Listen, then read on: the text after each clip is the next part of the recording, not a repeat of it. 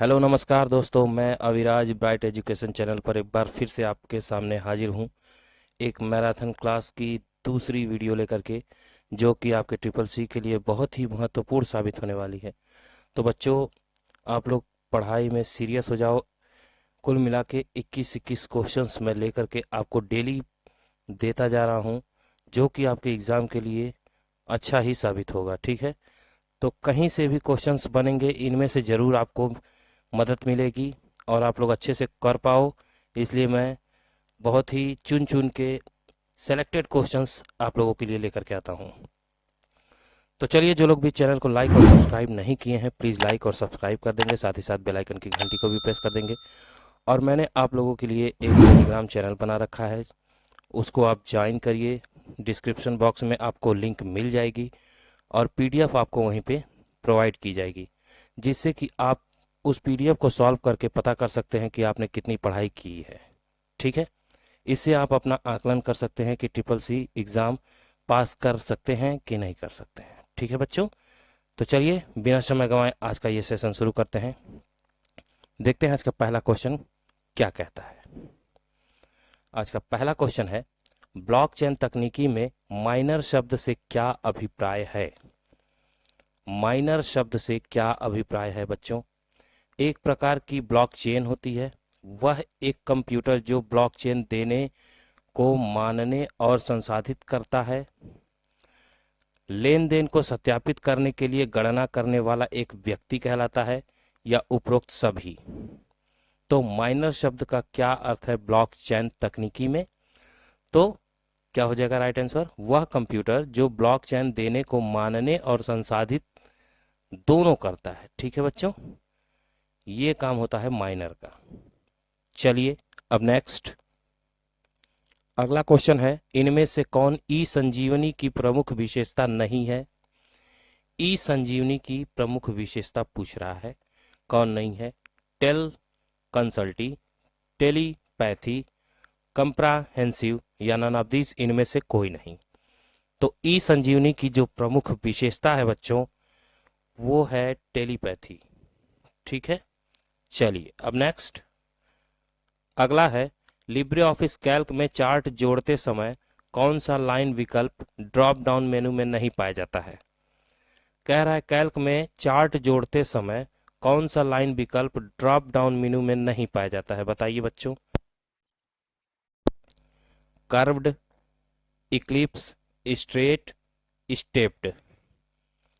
तो कैल्क में चार्ट को अगर जोड़ते हैं तो ड्रॉप डाउन मेनू में क्या नहीं पाया जाता है? तो कर्व्ड जो होता है वो नहीं पाया जाता है। ठीक है बच्चों, चलिए अब नेक्स्ट, किसको संगठित करने के लिए ईमेल खाते की एड्रेस बुक का इस्तेमाल किया जाता है। किसको संगठित करने के लिए ईमेल खाते की एड्रेस बुक का इस्तेमाल किया जाता है भाई, बताइए। ओनली फोटोग्राफ्स का, होम एड्रेस का, ऑल कॉन्टैक्ट डिटेल्स के लिए, या नन ऑफ दीज, इनमें से किसी के लिए नहीं। तो ईमेल खाते की एड्रेस बुक का इस्तेमाल जो किया जाता है वो ऑल कॉन्टैक्ट डिटेल जानने के लिए किया जाता है। ठीक है बच्चों, ऑल कॉन्टैक्ट डिटेल जानने के लिए। ठीक है, चलिए अब नेक्स्ट अगला है, निम्नलिखित में से क्या एक संदेश के विषय में केवल शामिल है। संदेश के विषय में क्या शामिल है भाई? टेक्स्ट, पेज, इमेज, या नन ऑफ दीज, इनमें से कोई नहीं। तो ये तो बहुत इजी क्वेश्चन है। संदेश के विषय में आपको मालूम ही होगा, टेक्स्ट जो है वही शामिल होता है। ठीक है ना, संदेश भेजने के काम आता है। चलिए अब नेक्स्ट, वह कौन सा क्लाउड है जो किसी सामान्य कार्य का उद्देश्य की पूर्ति के लिए संगठित किया जाता है।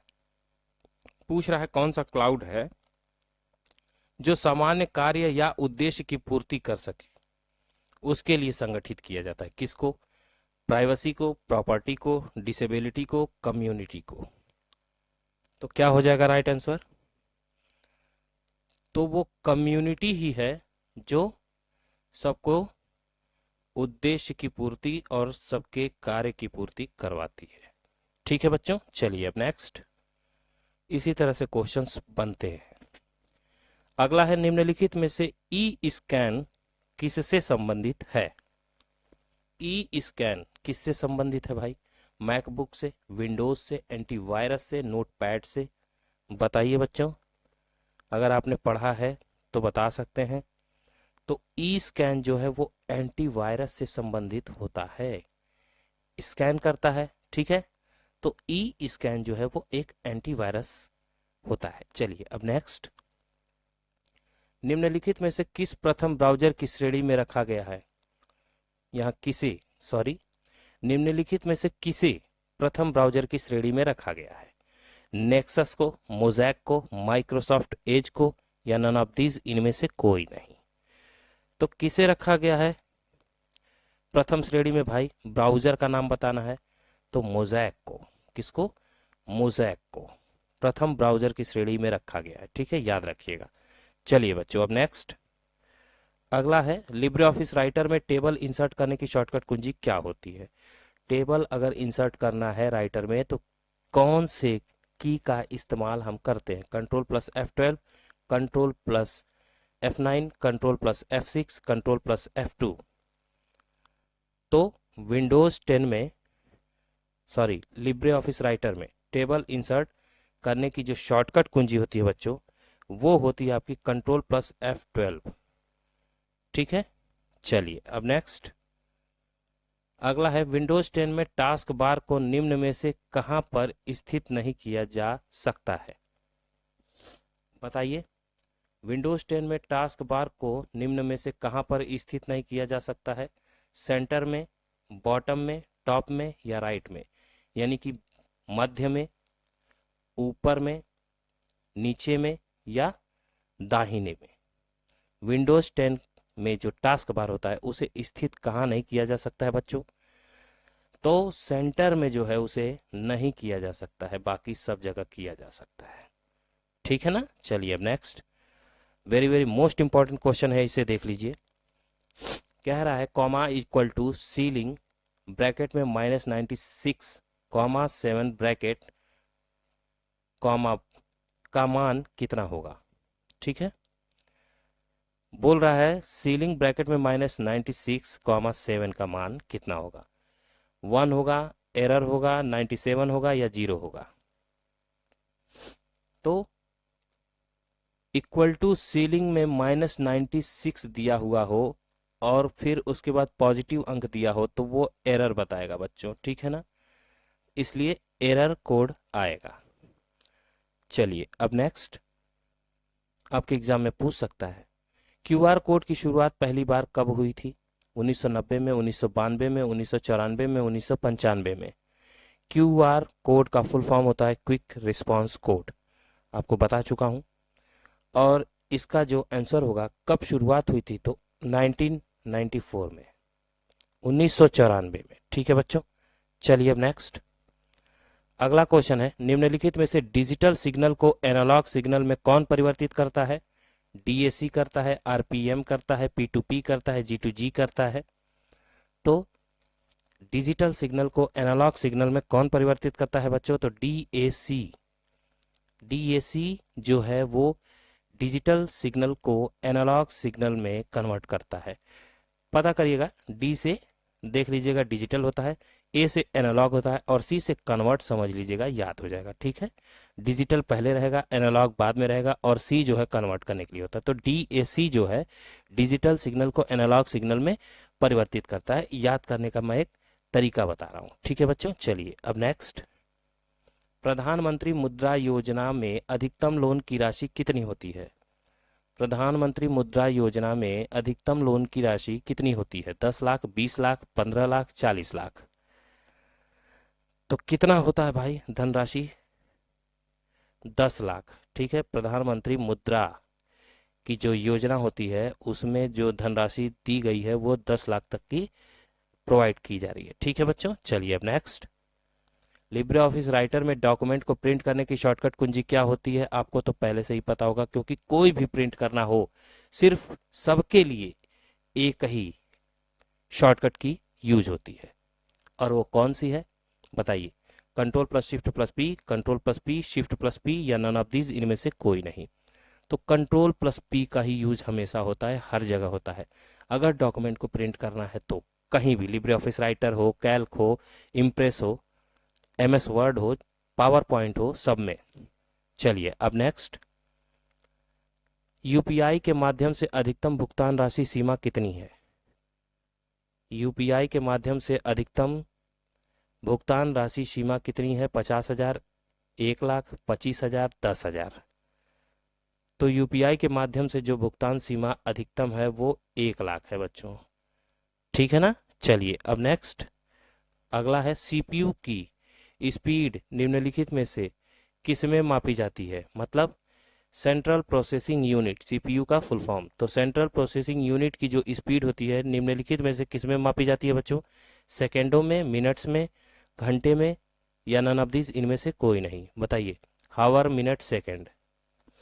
तो सीपीयू की जो स्पीड है वो हर्ट्ज में मापी जाती है, इसलिए नन ऑफ दीज हो जाएगा, इसमें है ही नहीं, ठीक है ना। चलिए अब नेक्स्ट, अगला है, ऐसे सोशल मीडिया का नाम बताइए जो रिवर्स क्रोनोलॉजिकल ऑर्डर में जानकारी प्रदर्शित करता है।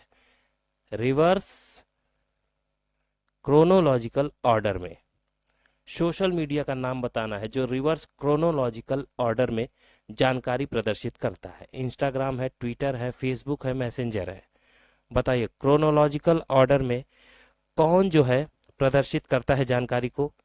तो फेसबुक जो है वो क्रोनोलॉजिकल के आधार पे काम करता है, ठीक है बच्चों, याद रखिएगा। चलिए अब नेक्स्ट, अगला है, निम्नलिखित में से लिब्रे ऑफिस राइटर में विजार्ड किस मेनू में पाया जाता है? विजार्ड टूल्स में, व्यू में, फाइल में, फॉर्मेट में। तो राइटर में जो विजार्ड है वो फाइल में पाया जाता है बच्चों, ठीक है ना। चलिए अब नेक्स्ट, एक बार किया गया नामांकन रद्द किया जा सकता है, क्या ये बात सही है कि गलत है?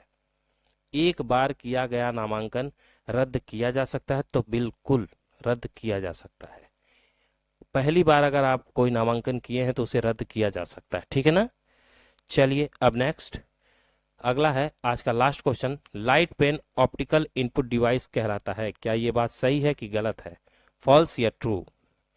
Light pen optical input device कहलाता है, तो बिल्कुल ट्रू हो जाएगा। Option B is the right answer. Light pen जो है वो ऑप्टिकल डिवाइस है और एक इनपुट डिवाइस भी कहलाता है, तो क्या हो जाएगा? Optical input device light pen को कहते हैं, ठीक है बच्चों। तो बस आज की वीडियो में इतने ही क्वेश्चंस थे। मैं डेली आपको जो प्रॉमिस किया हूं कि आपके लिए मैं वीडियो लेकर के आता रहूंगा मैराथन के रूप में, और अच्छे अच्छे क्वेश्चंस लेकर के आता रहूंगा, तो लेकर के आता हूं बच्चों, ठीक है। और मैं इसकी PDF जो है एक सुबह एक शाम को आपको सेंड कर दूंगा, ठीक है, जिससे कि आप लोग प्रैक्टिस करते रहें और आपके SSC एग्जाम जो है अच्छे ग्रेड से आप लोग पास कर सको। तो ठीक है बच्चों, आज की वीडियो में इतना ही था। मैं अविराज आपसे इजाज़त लेता हूं। जो लोग भी चैनल को लाइक और सब्सक्राइब नहीं किए हैं, प्लीज़ लाइक और सब्सक्राइब कर देंगे, और साथ ही साथ बेल आइकन की घंटी को भी प्रेस कर देंगे, ठीक है। तो चलिए, अब चलने का वक्त हो गया है। मैं अविराज आपसे इजाज़त लेता हूं, तब तक के लिए जय हिंद, जय भारत।